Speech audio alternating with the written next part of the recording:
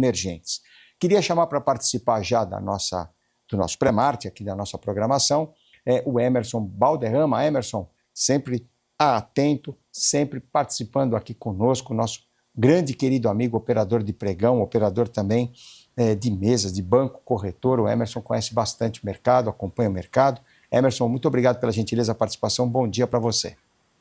Bom dia, Chico, eu que agradeço o convite. Vamos lá, meu amigo, bolsa não para, fluxo estrangeiro não para de entrar no Brasil. Vamos ver se isso vai mudar lá para março, quando começar uma possível corte Selic. Vamos ver se o mercado começa a avaliar de uma outra forma.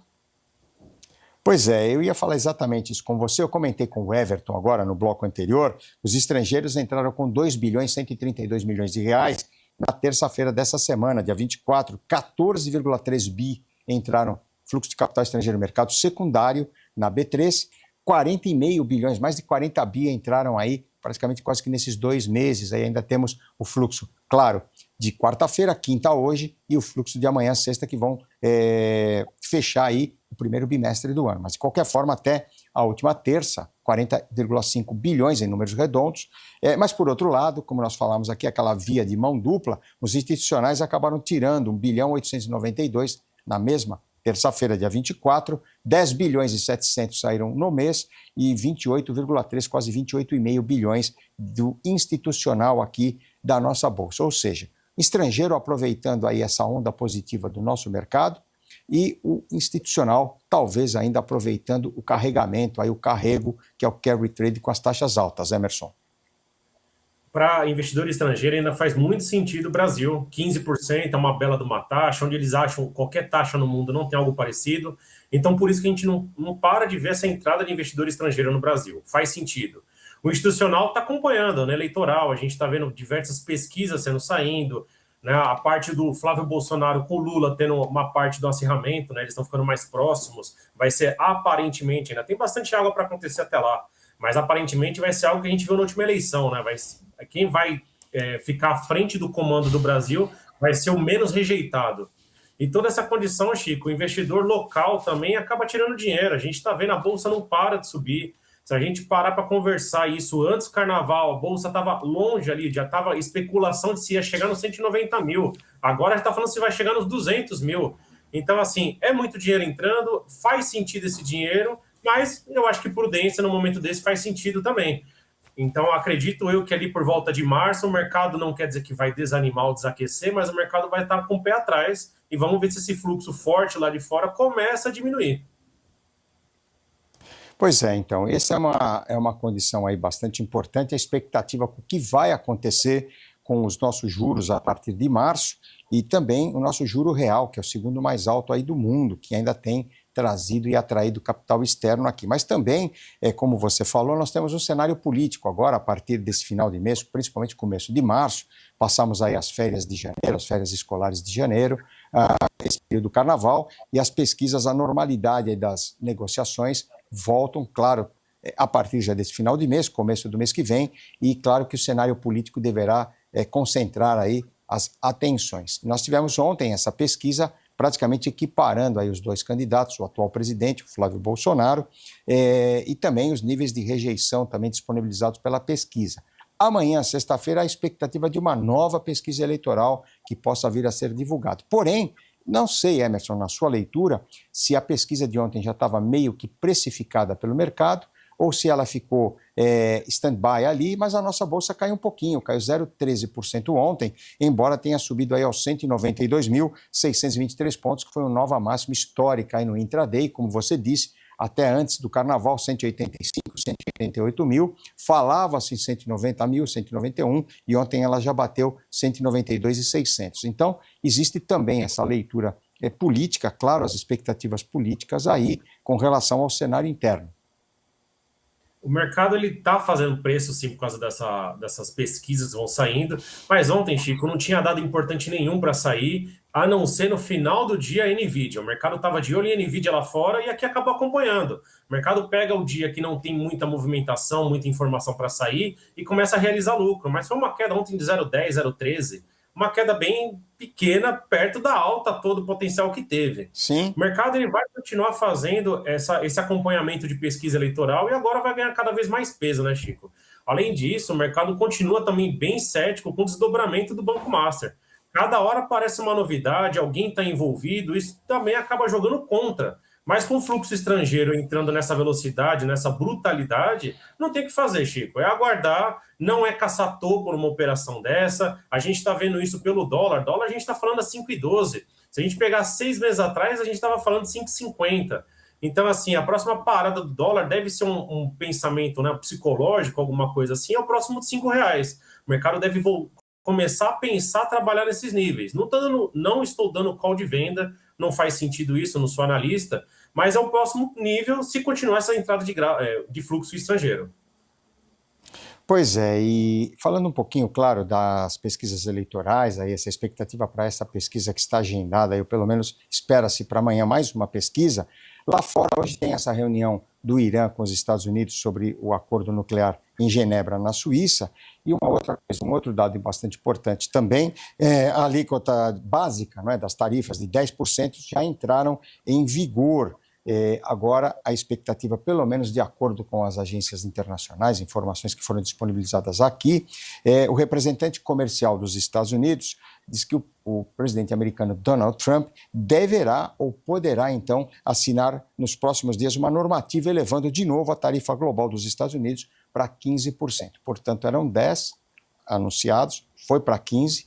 Revogou-se, voltamos para 10, e agora, segundo o representante comercial lá nos Estados Unidos, Jamieson Greer, pode ser sim que Donald Trump venha aí a assinar mais uma normativa em relação aí à tarifa de 10 de novo para 15%. É lógico que eles terão que ajustar aí os acordos firmados com os parceiros como a União Europeia e também com o Reino Unido, evitando aí um conflito aí, uma elevação cumulativa maior aí para esses países, Emerson.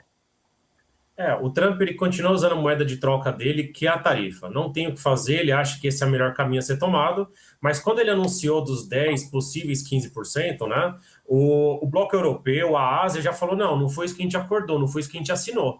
Então não é por esse caminho que a gente vai dar continuidade. Então acho que ele vai achar uma bela de uma barreira daí para frente, Chico. Além disso, eu estava lendo há pouco pela manhã que 900 empresas entraram contra o governo dos Estados Unidos referente às tarifas, né, sobre a possível decisão lá da Suprema Corte, e agora isso também deve movimentar o mercado lá fora.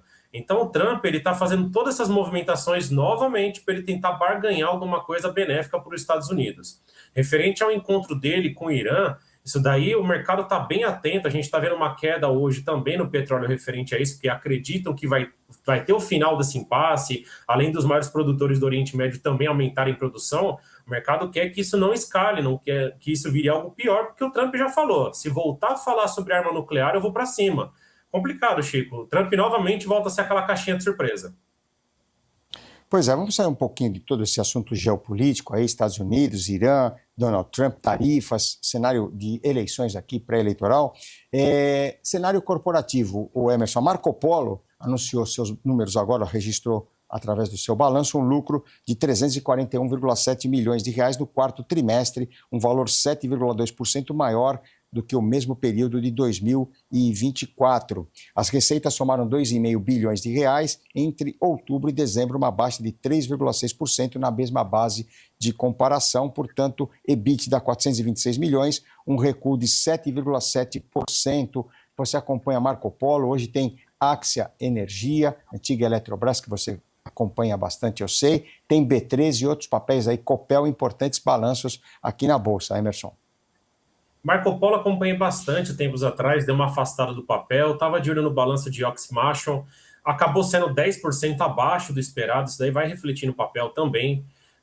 Nessa linha, né, saiu também resultado de Nubank, veio dentro da estimativa, tem hoje a Eletrobras, como você comentou, e a B3 deve apresentar um bom retorno devido a esses fluxos elevados de entrada de capital, né, a movimentação, né.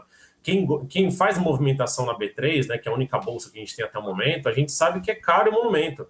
Então, isso tudo acaba ou ficando muito caro para o investidor tem que operar menos vezes. É uma sinuca de bico, Chico, é bem complicado essa parte. Mas tem outros papéis que eu acabo acompanhando também, mas a gente está em temporada de balanço, né, Chico? Então, antes de alguém pensar em fazer uma movimentação no papel, pensar algo nesse sentido, via gráfico, via fundamento, acompanha o balanço. Às vezes isso pode jogar totalmente contra, às vezes já foi até precificado a possível alta ou possível realização no papel e você está entrando atrasado. Pois é, Emerson. Alguma outra ação, algum outro ativo, derivativo que você acompanha, você gostaria de falar? Não sei se você acompanha o Bitcoin, se você tem aí uma leitura do Bitcoin, que caiu aí muito próximo dos 60 mil, 62 mil dólares e voltou aí, deu um pullback aí até os 67, 68 mil dólares. Também podemos falar aí de algum outro derivativo, ativo que você queira falar. O Bitcoin em si, ele caiu praticamente 50% do seu topo histórico, é uma queda muito agressiva. E aí eu tinha lido um tempo atrás sobre as baleias, né, que eles falam no Bitcoin, que tinha entrado por volta ali de 10, 15 mil dólares, e quando chegou no patamar de 93 mil dólares, ele acabou saindo, e de lá a gente não viu mais esse preço acima. Então o mercado inteiro estava acreditando que era uma saída, um seguro, né, a gente poder alocar em criptoativos, mas até o momento o mercado começou a ficar cético, assim também como ficou cético com inteligência artificial, né, Chico? A gente viu a NVIDIA apresentando um baita de um balanço, o futuro, né, um crescimento bem forte que ela tem para apresentar nos próximos anos, mas o mercado quer mais, o mercado se acostumou com bons retornos. Então, quando vem algo próximo do que eles estão esperando, o mercado pega e penaliza. Então, a gente está vendo inteligência artificial como NVIDIA, está subindo um pouquinho, mas se a gente pegasse esse mesmo balanço a período, né, anterior, a gente ia ver uma alta bem mais expressiva. A gente está vendo uma queda em Salesforce, 5%. No Zoom também, né, a parte da plataforma Zoom também é uma queda de 3%. Então o mercado em si está começando a ficar de olho, ver até onde tudo isso de investimento vai virar retorno para ele. Caso ele comece a ter uma desconfiança, ele penaliza a ação na hora.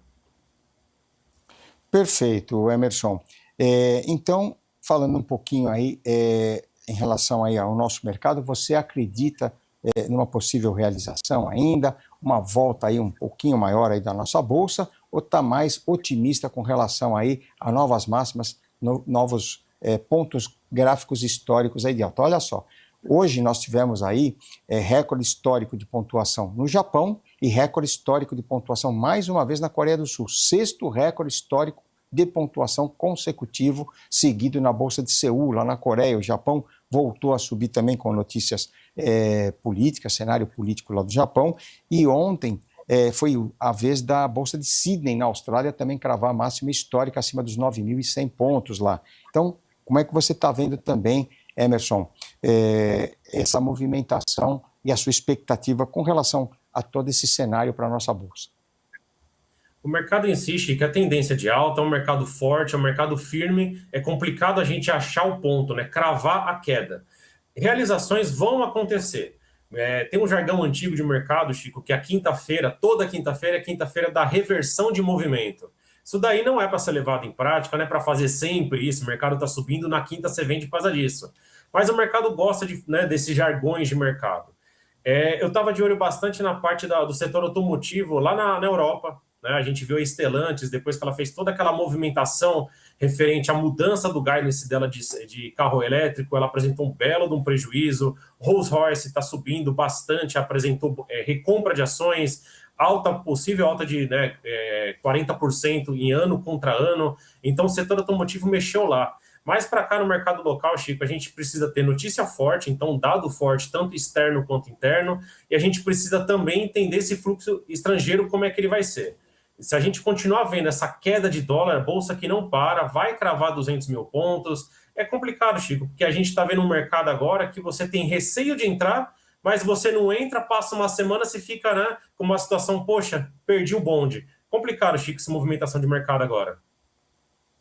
Emerson, muito obrigado pela gentileza, a participação, conversar com você é sempre muito bom, porque nós lembramos aí, claro, de toda a sua experiência ao longo desses anos no pregão, no floor da B3, no floor, que na época era BMF, Bovespa, mesa de operações também de corretora, banco, e você falou uma coisa importante, nós voltamos aí pelo menos uns 25 anos, aí, sei lá, no tempo, quinta de reversão, olha, isso aí é do tempo ainda que no pregão nós recebemos os gráficos de manhã lá, aquela expectativa de abertura e tal, e a turma falava, olha, quinta de reversão. Olha, isso faz tempo aí, viu, Emerson? Muito obrigado pela gentileza. O Firmeza trazia para nós, o saudoso, querido Firmeza, trazia para nós os gráficos, olha, quinta de reversão, hein? Olha só, muito legal, viu, Emerson, falar contigo aí, e na sua despedida pode deixar seu contato. Muito obrigado. Chico, eu que agradeço, obrigado pelo convite, obrigado BMC. Para me encontrar nas plataformas, 3 minutos com o Emerson Balderrama. Se cuida, meu amigo, forte abraço. Obrigado, então. O Emerson participou aqui conosco. Vamos dar uma olhadinha como é